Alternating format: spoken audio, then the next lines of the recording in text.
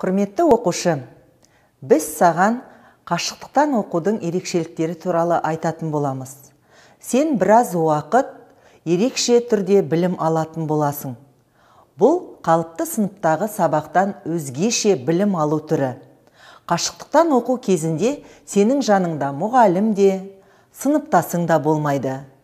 Сен енді үйде отырып өз бетіңмен оқитын боласың. Бұл оқудың табысты болуы тікелей өзіңе байланысты және саған бірнеше ережелерді орындауға тура келеді. Компьютер мен смартфон тек ойын үшін емес, енді оқу үшін. Сен компьютер мен смартфонды білім алу үшін қолданатын боласың. Олар арқылы онлайн сабақтарға кіресің, мұғалімнің ұсынған интерактивті тапсырмаларын орындайсың, немесе бейне жазба сабақтарды көретін боласың. Қашықтықтан оқу дегеніміз үнемі компьютердің алдында онлайн отыру деген сөз емес. Қашықтықтан оқу аз мөлшердегі онлайн сабақ, ал көп мөлшердегі сенің жеке оқуың. Сен белгіленген уақыт бойынша онлайн сабақтарға кіресің, ал қалған уақытта оқулықтың, дәптердің көмегімен жеке тапсырмаларды орындайтын боласың. Ал енді сен осы қашықтықтан оқуға қалай дайындаласың? Саған бірнеше кеңестер берейік.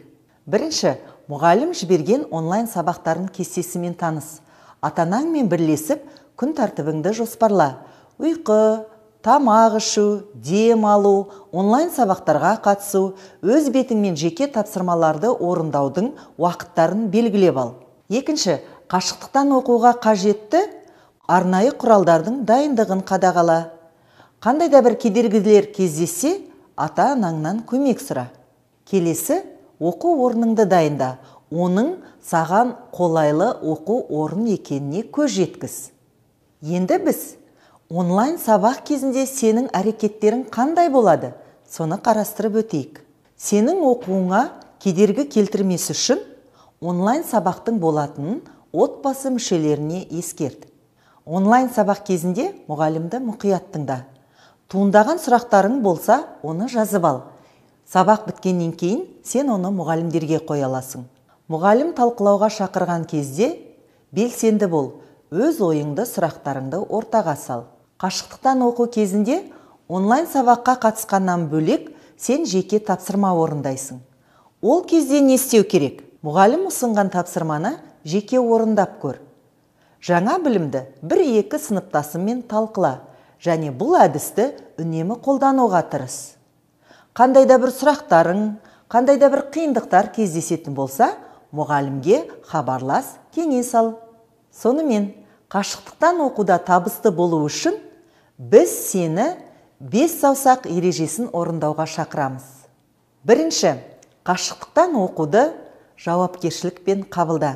Екінші, мұғалімнің ережелерін орында. Үшінші, сыныптасыңмен, мұғаліммен үнемі байланыста бол.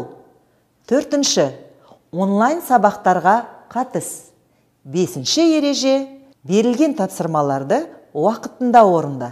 Сонымен, құрметті оқушы, қашықтықтан оқу кезінде сен уақытты басқаруды, өзіңді өзің ұйымдастыруды, өз бетіңше жеке оқуды үйрене бастайсың. Саған бұл оқуда сәттілік тілейміз.